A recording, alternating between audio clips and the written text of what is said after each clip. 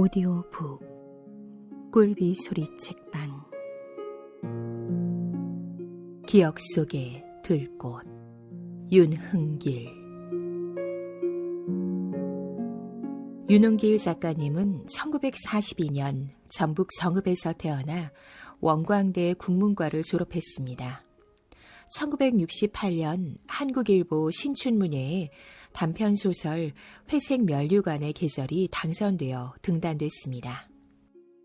저서로는 9켤레의 구두로 남은 산에 무지개는 언제 뜨는가, 장마, 묵시의 바다, 애미, 완장, 낫, 빛 가운데로 걸어가면 등이 있습니다. 네, 오늘 소개해드릴 책 기억 속의 들꽃 윤흥길, 함께 감상하시죠.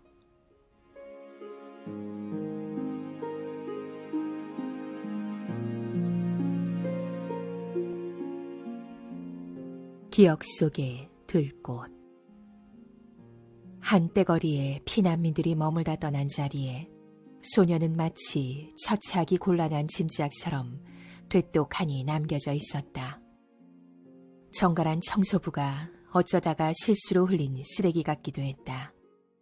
하얀 수염에 붉은 털옷을 입고 주로 굴뚝으로 드나든다는 서양의 어느 뚱뚱보 할아버지가 간밤에 도둑처럼 살그머니 남기고 간 선물 같기도 했다. 아무튼 소녀는 우리 마을, 우리 또래 아이들에게 어느 날 아침 갑자기 발견되었다.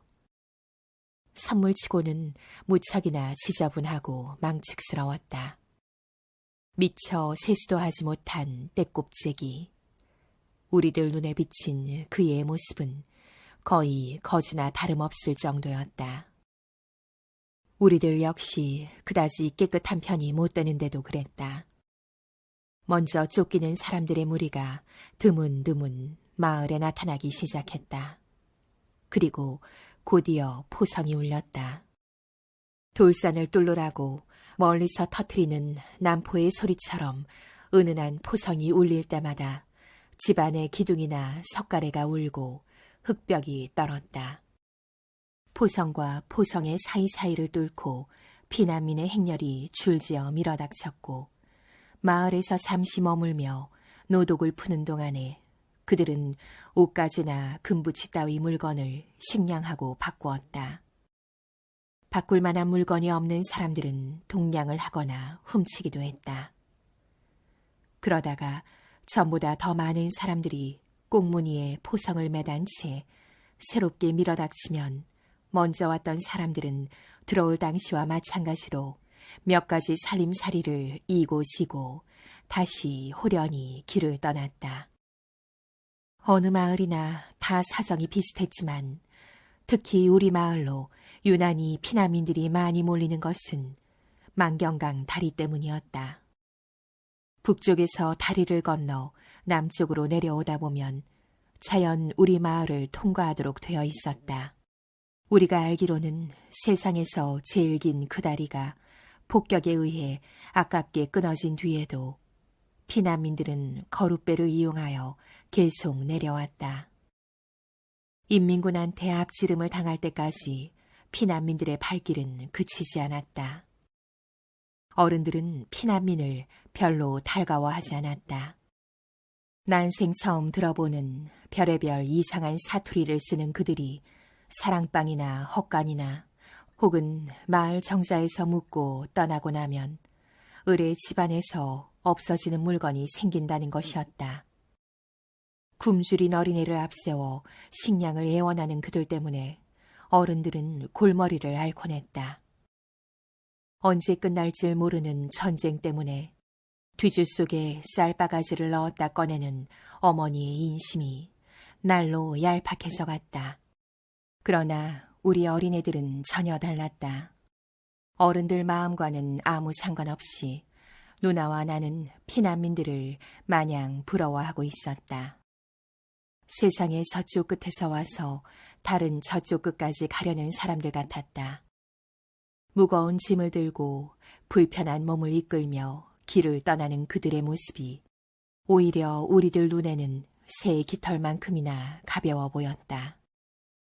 그들처럼 마음 내키는 대로 세상을 여기저기 떠돌아다니지 않고 우리는 왜 마을에 북박여 살아야 하는지 도무지 이해할 수가 없었다. 그래서 우리도 피난을 떠나자고 아버지한테 조르기로 작정했다. 밥도 굶어야 된다. 밥도 안 먹고 잠도 안 자고. 알았자? 퇴돌에서 오줌 누고 뜰팡에다 똥 싸고. 알았자? 삽작 밖에서 누나가 내 귀에 대고 연신 끈끈한 목소리로 속삭였다. 집안에서 내 청이라면 웬만한 것은 다 들어주는 아버지의 성미를 누나는 10분 이용할 셈이었다. 나는 누나가 시키는 대로 했다. 그러나 아무리 그렇게 울고 때를 써도 아버지 입에서는 좀처럼 허락이 내리지 않았다. 아버지한테서 마침내 피난을 가도 좋다는 말이 떨어진 것은 만경강 다리가 무시무시한 폭격에 의해 허리를 잘리고 난 그 이튿날이었다. 아직은 제법 멀찌막이서 노는 줄만 알았던 전쟁이란 놈이 어느새 어깨동무라도 하려는 기세로 바투 다가와 있었으므로 우리 마을도 이젠 안심할 수가 없게 되었다.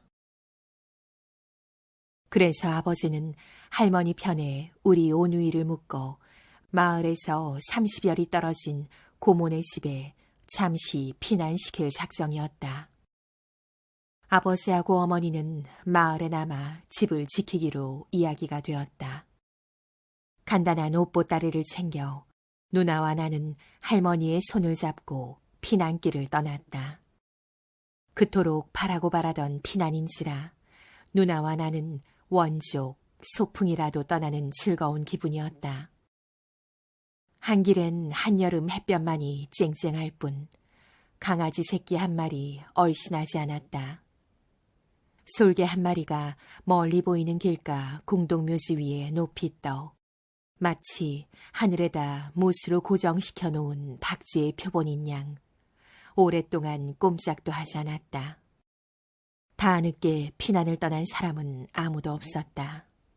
더구나 여느 피난민의 물결을 거슬러 북쪽을 향해서 먼 길을 가는 사람은 우리들 뿐이었다. 고모네가 살고 있는 마을은 북쪽 산골이었다. 거기 말고는 달리 피난 갈 만한 데가 없었다. 적막에 쌓인 공동묘지 옆을 지나면서도 나는 조금도 무서운 줄을 몰랐다. 남들처럼 우리도 지금 피난을 가고 있다는 흥분에 사로잡혀 임자 없는 무덤에 뻥 뚫린 여우구멍을 보면서도 아무렇지도 않았다. 누나는 오히려 한수 더 떴다. 길가 아카시아 나무에서 잎을 따 손을 들고 한 개씩 똑똑 떼어내면서 누나는 학교 운동장에서 나는 노래를 입속으로 흥얼거리고 있었다. 여우야 여우야 뭐하니 밥 먹는다. 무슨 반찬? 개구리 반찬. 이불 밑에 이 잡아먹고 송장 밑에 피 빨아먹. 갑자기 누나가 노래를 뚝 그쳤다. 그때 한길 저쪽 멀리에서 뿌연 먼지구름을 끌면서 달려오는 오토바이를 나는 보았다. 눈 깜짝할 사이에 나뭇가지와 잡초로 뒤덮인 두 개의 작은 언덕이 우리들 바로 코앞으로 확 다가들었다. 속력을 줄이는 척하다가 오토바이들은 양쪽 겨드랑이를 스칠 듯이 무서운 기세로 우리를 그냥 지나쳐갔다. 오토바이가 지나갈 때 나는 초록 덤불로 그럴싸하게 잘 위장된 그 가짜 언덕 속에 숨어서 우리를 뚫어지게 쏘아보는 날카로운 눈초리와 쇠붙이에 반사되는 햇빛의 파편들을 볼 수 있었다. 난생 처음 인민군하고 맞닥뜨리는 순간이었다. 몸체 옆구리에 행랑채까지 달린 괴상한 모양의 오토바이들이 지나간 다음에도 우리는 한동안 손과 손을 맞잡은 채 부들부들 떨면서 한길 복판에 오독하니 서 있었다. 이불 밑에 이 잡아먹고. 누나의 입에서 간신히 이런 중얼거림이 흘러나왔다. 이것은 이미 노래가 아니었다. 누나는 얼이 쑥 빠진 눈동자를 하고 있었다. 송장 밑에 비 빨아먹고. 그러자 할머니의 손바닥이 냉큼 누나의 입을 틀어막았다. 잔뜩 부르진 누나의 주먹이 스르르 풀리면서 형편없이 짓눌린 아카시아 잎이 땅으로 떨어졌다. 누나와 나는 할머니로부터 무섭게 지청구를 먹어가며 꾸지람을 먹어가며 그렇잖아도 빠른 걸음을 더욱 재우쳤다. 그러나 얼마 가지도 않아 우리는 다시 수많은 인민군들과 마주쳤다.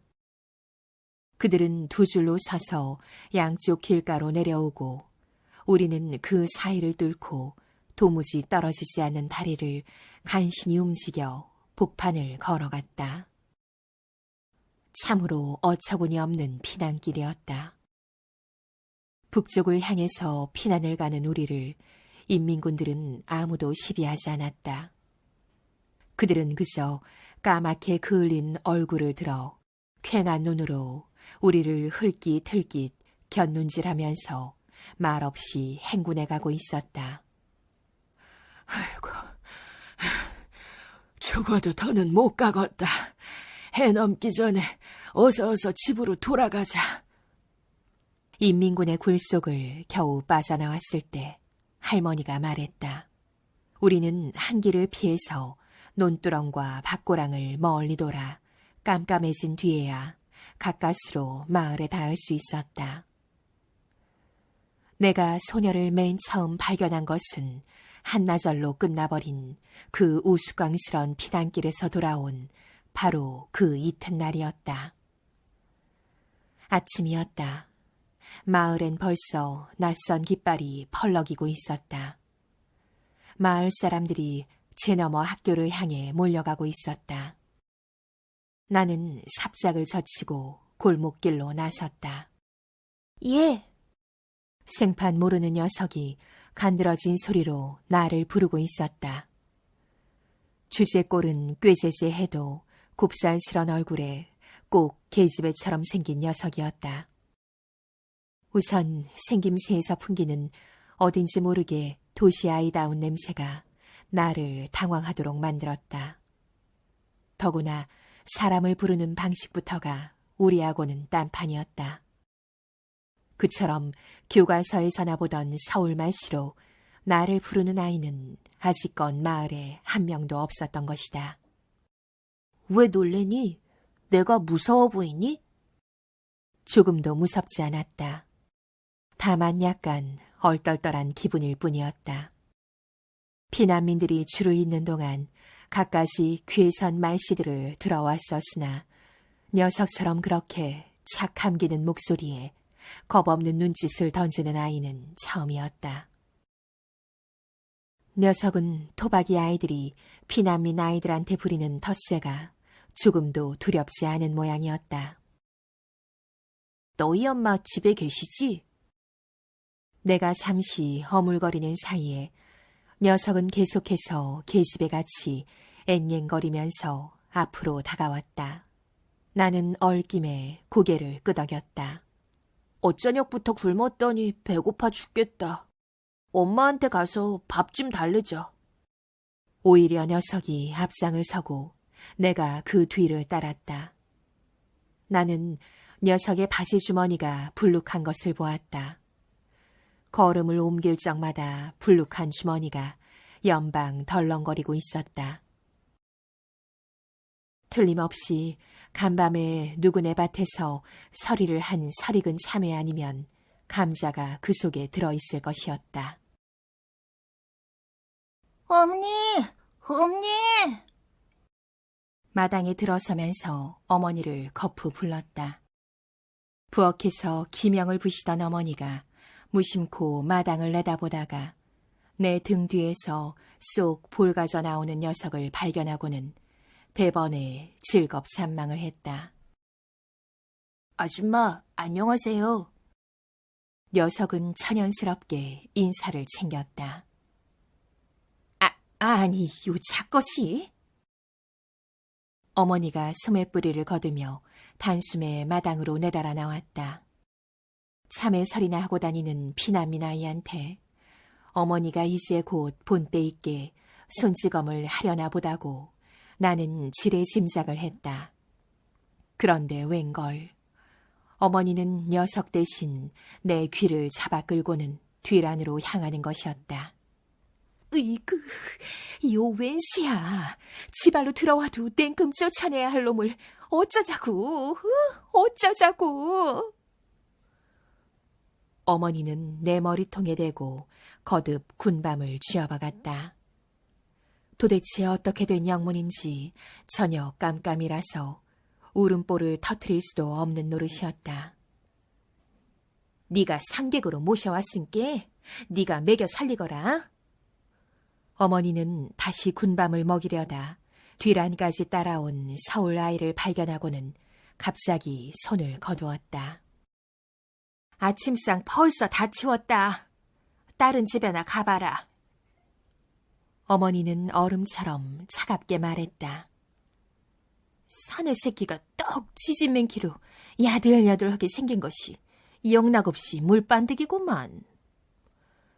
혼잣말을 구시렁거리며 어머니는 한껏 야멸찬 표정을 하고 도로 부엌으로 들어가려 했다.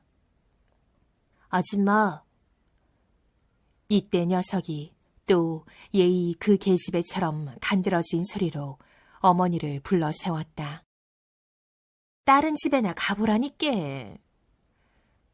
아줌마한테 요걸 보여주려고요. 녀석은 엄지와 인지를 붙여 동그라미를 만들어 보였다. 그 동그라미 위에 다른 또 하나의 작은 동그라미가 노란 빛깔을 띠면서 날름 올라앉아 있었다. 뒤란 그늘 속에서도 그것은 충분히 반짝이고 있었다. 그걸 보더니 어머니의 눈에 환하게 불이 켜졌다. 너 그거 금가락지 아니냐? 말이 채 끝나기도 전에 금반지는 어느새 어머니 손에 건너가 있었다. 솔개가 병아리를 채듯이 서울 아이의 손에서 금반지를 낚아채어 어머니는 한참을 칩떠보고 내립떠보는가 하면 혓바닥으로 침을 묻혀 무명 저고리 앞섭해 싹싹 문질러 보다가 나중에는 이빨로 깨물어 보기까지 했다. 마침내 어머니의 얼굴에 만족스러운 미소가 떠올랐다.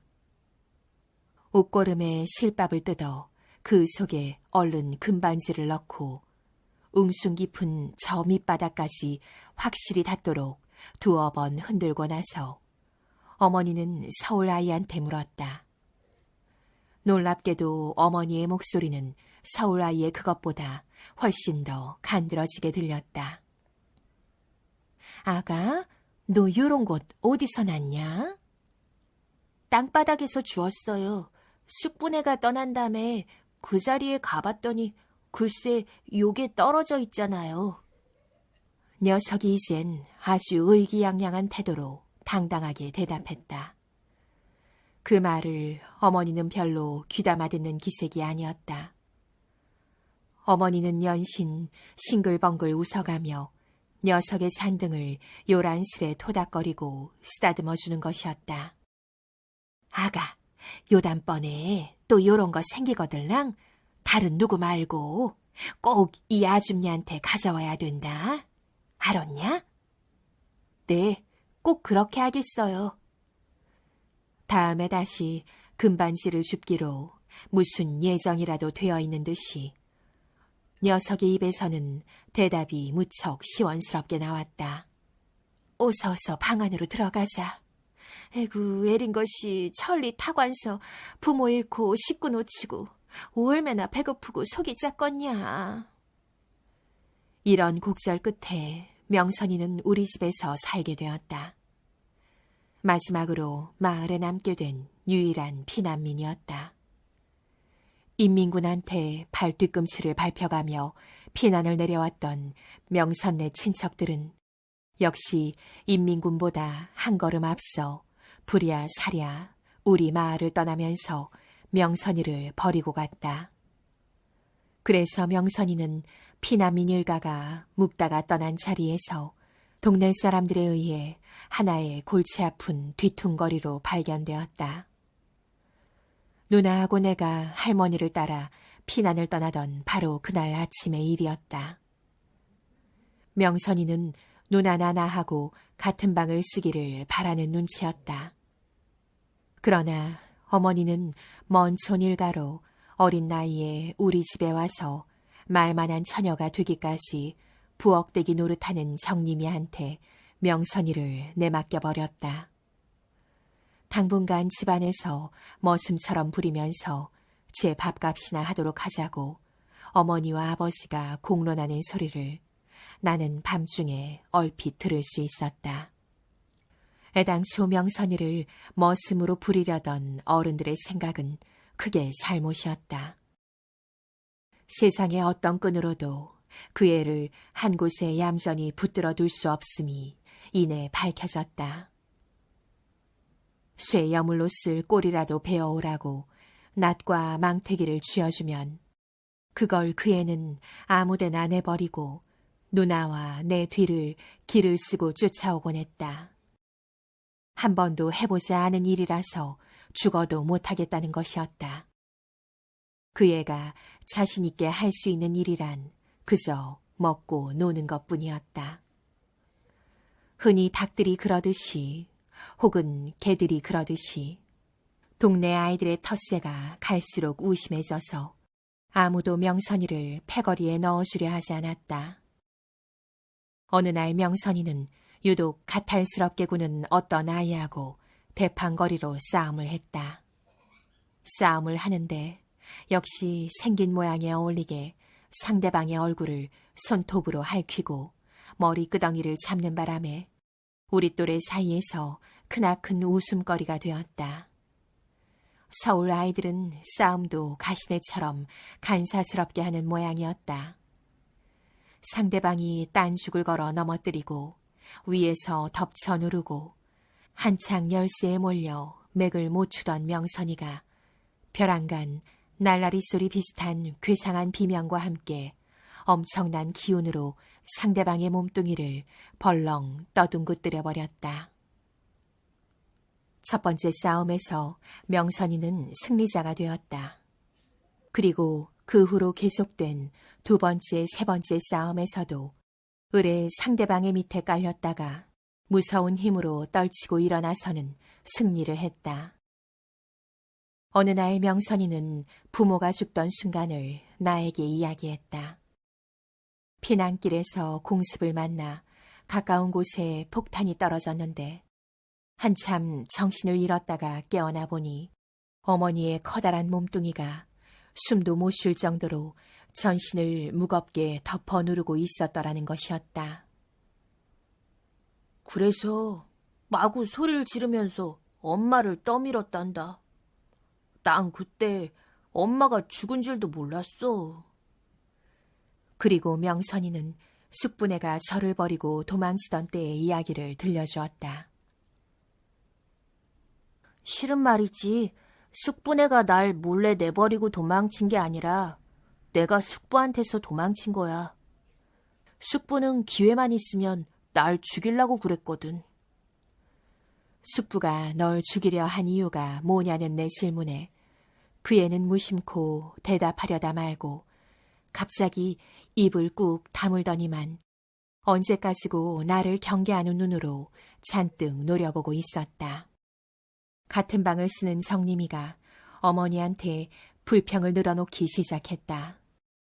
원래 잠버릇이 험한 정림이가 어쩌다 다리를 올려놓으면 명선이는 비명을 꽥꽥 지르며 벌떡 일어나 눈에다 불을 켜고 노려본다는 하소연이었다. 오랫동안 옷을 갈아입지 않아 명선이 몸에서 지독한 냄새가 난다고 정림이는 오만상을 찡그리기도 했다.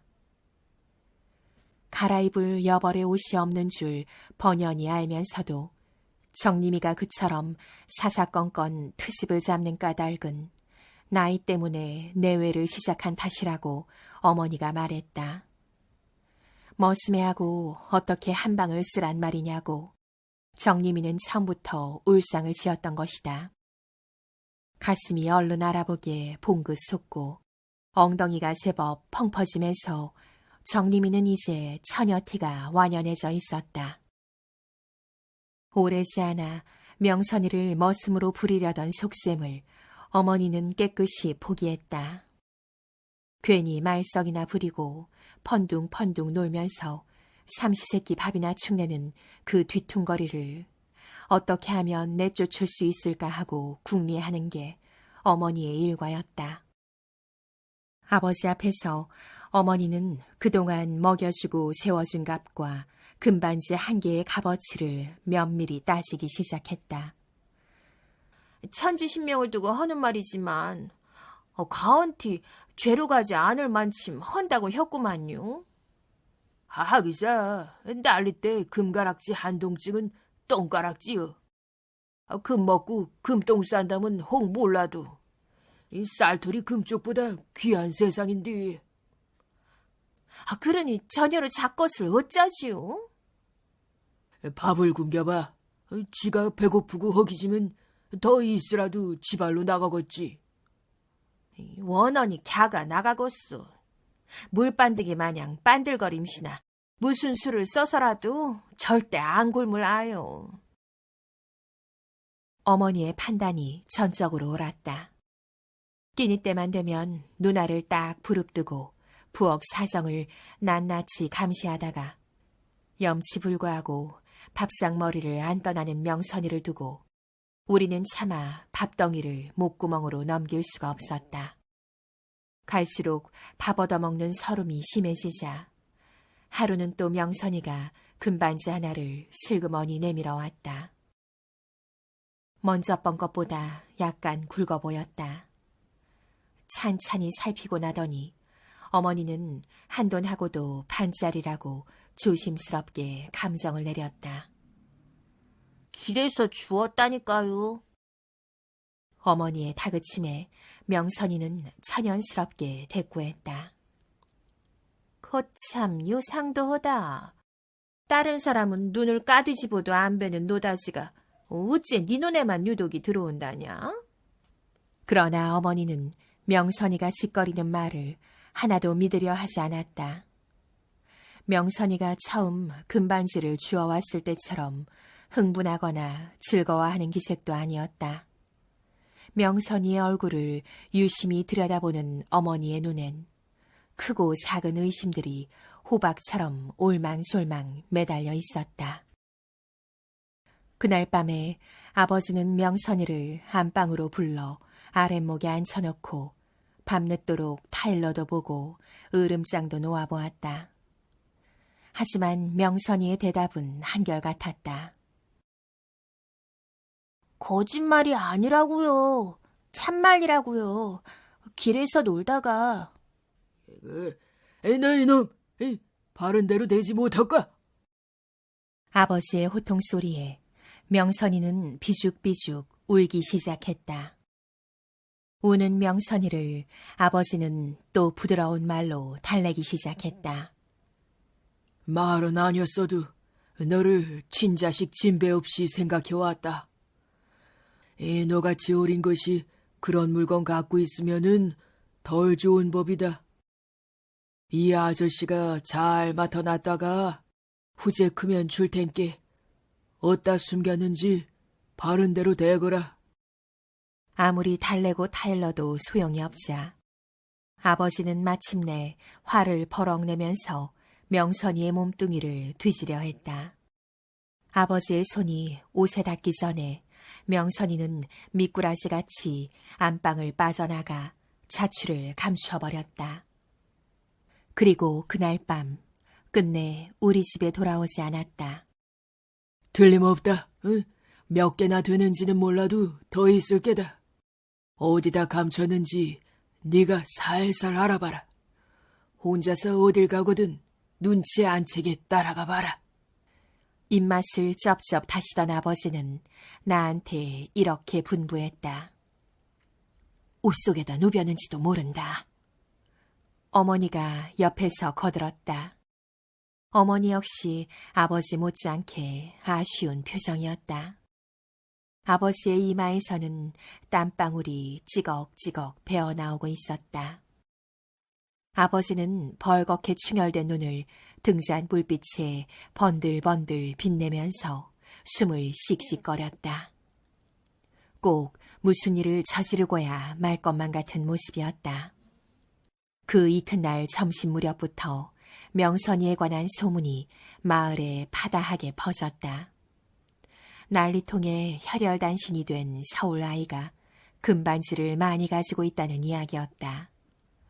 어떤 사람들은 그 아이가 10개도 넘는 금반지를 저만 아는 곳에 꽁꽁 감춰두고 하나씩 꺼낸다더라고 수군거리기도 했다. 입이 방정이라고 정림이가 어머니한테서 호되게 꾸중을 들었다. 어머니의 지시에 따라 누나와 나는 돌아오지 않은 명선이를 찾아 마을 안팎을 온통 헤매고 다녔다. 낮 더위가 한풀 꺾이고 어둠발이 켜켜이 내려앉을 무렵에야 명선이는 당산 숲속에서 발견되었다. 우리가 그 애를 찾아낸 것이 아니라 그 애가 돼지 멱다는 소리로 한바탕 비명을 질러 사람들을 불러 모은 결과였다. 이나무 서나무 올마 다니는 매미처럼 당산 숲속을 팔모로 헤집고 다니며 거듭거듭 내지르는 비명소리를 듣고서 맨 처음 달려간 사람들 중에 아버지도 끼어 있었다. 너가 놈들이 누구인지 내 다 안다. 어디 사는 놈인지 내 다 봐뒀으니까 날만 새 땀은 물꼬를 낼 것이다. 해뜩해뜩 뒷모습을 보이며 당산 골짜기 어둠 속으로 꽁지가 빠지게 달아나는 남자들을 향해 아버지가 길길이 뛰며 입에 거품을 물었다. 아가, 이제 아무 염려 없다. 어서 내려오니라. 어서. 한 걸음 뒤늦어 득달같이 달려온 어머니가 소나무 위를 까마득히 올려다보며 한껏 보드라운 말씨로 달랬다. 소나무 둥지에 딱정벌레처럼 달라붙어 꼼짝도 않는 하얀 궁둥이가 보였다. 놀랍게도 명선이는 시원스런 알몸뚱이로 있었다. 어느 겨를에 어떻게 거기까지 기어 올라갔는지 명선이는 까마득한 높이에 매달려 홀랑 벌거벗은 채 흐느끼고 있었다. 아무리 내려오라고 타일러도 반응이 없자 아버지가 팔소매를 걷어붙이고 올라가 위험을 무릅쓰고 고개라도 하듯이 그 애를 등에 업고 내려왔다. 오메, 자가 치집애 아니오. 땅에 내려서기 무섭게 얼른 돌아서며 사타귀를 가리는 명선이를 보고 누군가 이렇게 고함을 질렀다. 나 또한 초저녁 어스름 속에 얼핏 스쳐 지나가는 눈길만으로도 그 애한테는 고추가 없다는 사실을 넉넉히 알아차릴 수 있었다. 그러면 말이네. 무엇이면 줄만 알았더니 인제 보니 치집애구먼. 참말로 체변이네, 체변이요. 모여 서 있던 마을 사람들이 저마다 탄성을 지르며 혀를 찼다. 어머니가 잽싸게 치마폭으로 명선이의 알몸을 감쌌다. 모닥불이라도 뒤집어 쓴 것 같이 공연히 얼굴이 화끈거려서 나는 차마 명선이를 바로 볼 수가 없었다. 요것이 개패같이 달린 요것이 무엇이디야? 명선이의 하얀 가슴께를 들여다보며 어머니가 소리를 질렀다. 곁에 있던 아버지가 얼른 그것을 가리려는 명선이의 손을 뿌리치고 뚝 잡아챘다. 줄에 매달린 이름표 같은 것이었다. 아직도 한 줌의 빗살이 옹색하게 남아있는 서쪽 하늘에 대고 거기에 적혀진 글씨를 읽은 다음 아버지는 마치 무슨 보물섬의 지도나 되듯 소증스레 바지춤에 찔러 넣었다. 그리고 마을 사람들을 향해 돌아서면서 눈을 딱 부릅떠 엄포를 놓는 것이었다. 나하고 원수 착질 생각 아니면 앞으로 야한티 털럭손 하나 건들지 마시오. 언젠가 가뭄 흉년 때 이웃논에 임자하고 물꽃 싸움을 벌이면서 시퍼렇게 삼나를 들이대던 그때의 그 표정보다 훨씬 더 포악해 보였다. 우리 논에서 떨어지는 빗물이나 마찬가지로 아버지는 우리 집안에 우연히 굴러들어온 명선이의 소유권을 마을 사람들 앞에서 우격다짐으로 가리고 있었다. 우리가 친자식 이상으로 애끼고 기르는 아유. 만에 일이라도 야한테 해꾸지 헐라거든. 앙화가 무섭다는 걸 맹심하시오. 덩달아 어머니도 위협을 잊지 않았다.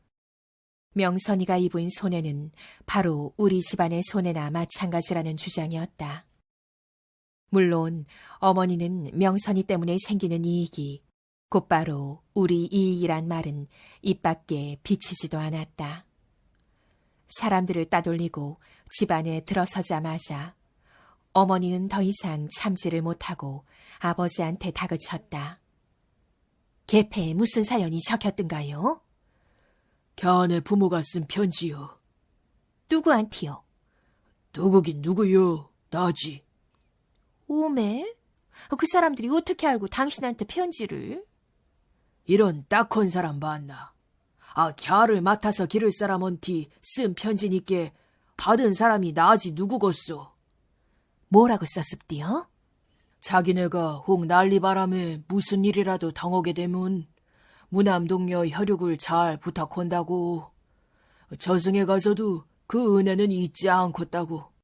서울 어디 사는 눈의 딸이고 본관이 어디고 생일이 언제라고. 가락지 말은 안 썼어라. 안 썼어. 아버지는 딱 잘라 대답했다. 그러나 다음 순간 아버지는 득에 연한 미소와 함께 어머니한테 나직이 속삭이고 있었다. 금가락지 말은 없어도 저 먹을 건 5 딸려놨다고 써있어. 사연이 복잡한 부잣집인 것만은 틀림없다고.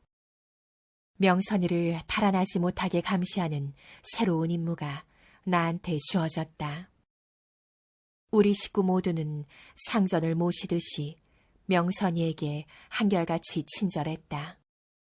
동네 사람 어느 누구도 감히 넘볼 마음을 못 먹도록 뚝심 좋은 아버지는 그의 주위에 2중 3중으로 보호의 울타리를 쳐놓고 언제나 안심하지 못했다. 나는 그의 그림자 노릇을 착실히 했다. 그러나 금반지를 어디다 감춰뒀는지 그것만은 차마 묻지를 못했다. 시간이 흐를수록 그 애는 내 사투리를 닮아가고 나는 반대로 그의 서울말을 어색하게 흉내내기 시작했다. 타고난 본래의 여자 모양을 되찾은 후에도 명선이는 갈데없는 머슴애였다. 하는 짓거리마다 시골 아이들 뺨치는 개구장이었고 토박이의 텃세를 계집애라는 이유로 쉽사리 물리칠 수 있게 되면서부터 온갖 망나니 짓에 오히려 우리의 앞장을 서곤 했다. 다람쥐처럼 나무도 뽀르르 잘 타고 둔벙에서는 물오리나 다름없이 헤엄도 잘 쳤다. 수놈 날개에 노랗게 호박가루를 칠해서 암놈으로 위장하여 말잠자리를 우리보다 솜씨 있게 낚는가 하면 남의 집 울타리에 달린 호박에 말뚝도 받고 여름밤에 개똥벌레를 여러 마리 종이봉지 안에 가두어 어른이 담뱃불 흔드는 신용을 하면서 다가와 술래를 따돌리는 재간도 부릴 줄 알았다. 인공치하에서 학교가 쉬는 동안을 우리는 마냥 키득거리며 떼뭉쳐 어울려 다녔다. 심심할 때마다 명선이는 나를 끌고 허리가 끊어진 만경강 다리로 놀러가곤 했다. 계집애답지 않게 배짱도 여간이 아니어서 그 애는 아무도 흉내낼 수 없는 위험천만한 고개를 부서진 다리 위에서 예사로 버려 우리의 입을 딱 벌어지게 만드는 것이었다. 누가 제일 멀리 가는지 시합하는 거다. 폭격으로 망가진 그대로 기나긴 다리는 방치되어 있었다. 난간이 떨어져 달아나고 바닥에 커다란 구멍들이 뻥뻥 뚫린 채 쌀뜨물보다 흐린 신누런 물결이 일렁이는 강심 쪽을 향해 곧장 뻗어나가다 갑자기 항상한 철근을 엿가락 모양으로 어지럽게 늘어뜨리면서 다리는 끊겨 있었다. 얽히고 설킨 철근의 거미줄이 간댕간댕 허공을 가로지르고 있는 마지막 그곳까지 기어가는 시합이었다. 그리고 시합에서 승리자는 언제나 명선이었다. 웬만한 배짱이라면 구멍이 숭숭 뚫린 시멘트 바닥을 기는 것은 누구나 할 수 있는 일이었다. 하지만 시멘트가 끝나면서 강바닥이 까마득한 간격을 두고 저 아래에서 빙글빙글 매물도는 철근 근처에 다다르면 누구나 오금이 굳고 팔이 떨려 한 발도 더는 나갈 수가 없었다. 오로지 명선이 혼자만이 얼키설키 허공을 건너지른 엿가락 같은 철근에 위태롭게 매달려 세차게 불어대는 강바람에 누나한테 얻어입은 치맛자락을 펄렁거리며 끝까지 다 건너가서 지옥의 저쪽 가장자리에 날름 올라앉아 귀신인 양 이쪽을 보고 낄낄거리는 것이었다. 그렇게 낄낄거리며 우리들 머슴의 용기 없음을 놀릴 때 그의 몸뚱이는 마치 너를 뛰듯이 위아래로 훌쩍훌쩍 까불리면서 구부러진 철근의 탄력에 한바탕씩 놀아나고 있었다.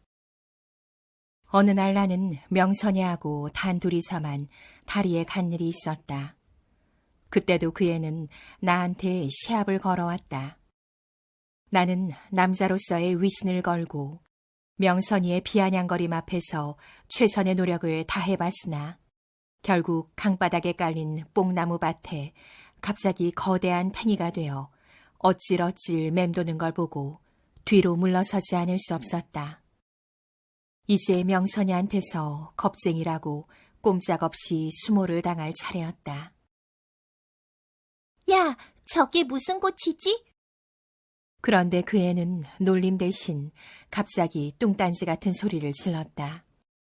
말 타듯이 철근 뭉치에 올라앉아서 그 애가 손가락으로 가리키는 곳을 내려다보았다.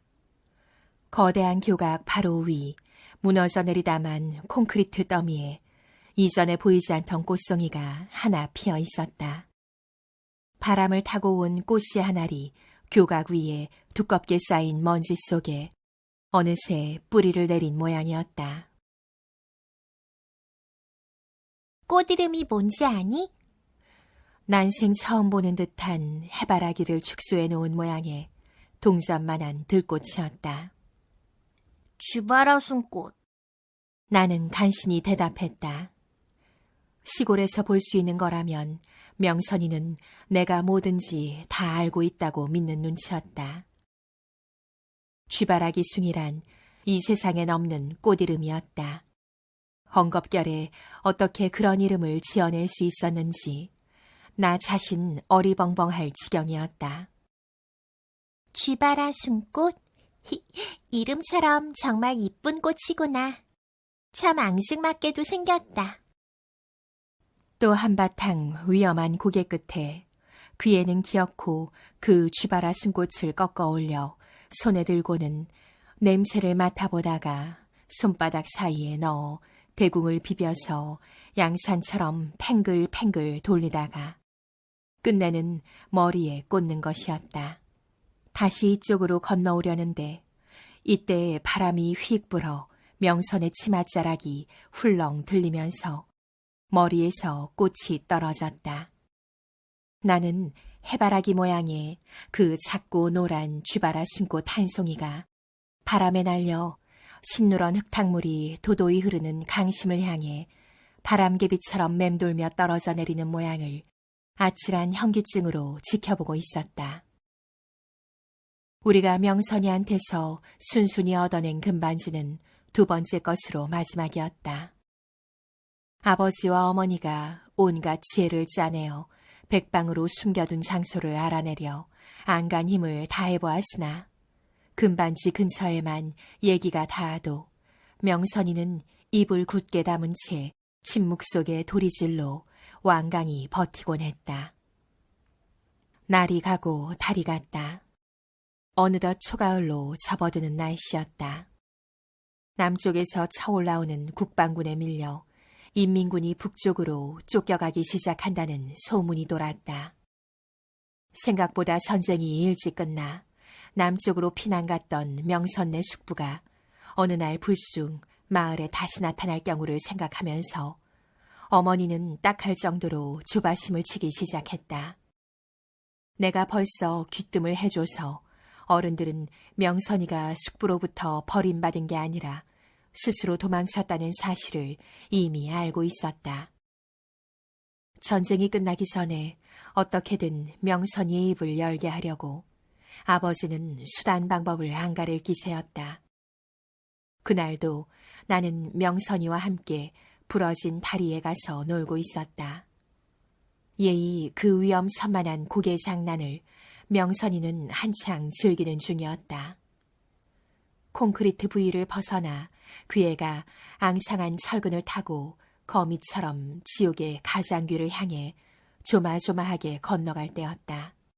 이때 우리들 머리 위에 하늘을 두 쪽으로 가르는 굉장한 폭음이 귓뺨을 갈기는 기세로 갑자기 울렸다. 푸른 하늘 바탕을 질러 하얗게 호죽이 편대가 떠가고 있었다. 비행기의 폭음에 가려 나는 철근 사이에서 울타리 비명을 거의 듣지 못했다. 다른 것은 도무지 무서워할 줄 모르면서도 유독 비행기만은 병적으로 겁을 내는 서울 아이한테 얼핏 생각이 미쳐 눈길을 하늘에서 허리가 동강이 난 다리로 끌어내렸을 때 내가 본 것은 강심을 겨냥하고 빠른 속도로 멀어져가는 한 송이 쥐바라 숨꽃이었다. 명선이가 들꽃이 되어 사라진 후 어느 날 한적한 오후에 나는 그때까지 한 번도 성공한 적이 없는 모험을 혼자서 시도해 보았다. 겁쟁이라고 비웃는 사람이 아무도 없으니까 의외로 용기가 나고 마음이 차갑게 가라앉는 것이었다. 나는 눈에 띄는 그 즉시 거대한 팽이로 둔갑해버리는 까마득한 강바닥을 보지 않으려고 생땀을 흘렸다. 엿가락으로 흘러내리다가 가로지르는 선에 얹혀 다시 오르막을 타는 녹슨 철근의 우둘투둘한 표면만을 무섭게 응시하면서 한 뼘 한 뼘 신중히 건너갔다. 철근의 끝에 가까이 갈수록 강바람을 맞는 몸뚱이가 사정없이 까불렸다. 그러나 나는 천신만고 끝에 마침내 그 일을 해내고 말았다. 이젠 어느 누구도 아무리 쥐바라 숨꽃일지라도 나를 비웃을 수 없게 되었다. 지옥의 가장귀를 타고 앉아 잠시 숨을 고른 다음 바로 뒤돌아 나오려는데 이때 이상한 물건이 얼핏 시야에 들어왔다. 낚싯바늘 모양으로 꼬부라진 철근의 끝자락에다 끈으로 친친 동여맨 자그만 헝겊주머니였다. 명선이가 들꽃을 꺾던 때보다 더 위태로운 동작으로 나는 주머니를 어렵게 손에 넣었다.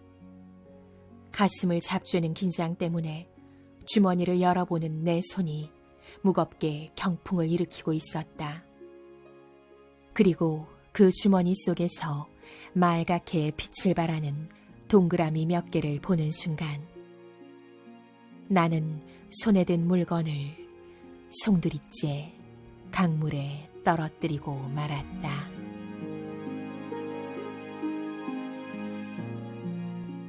기억 속의 들꽃 오디오북 꿀비 소리 책방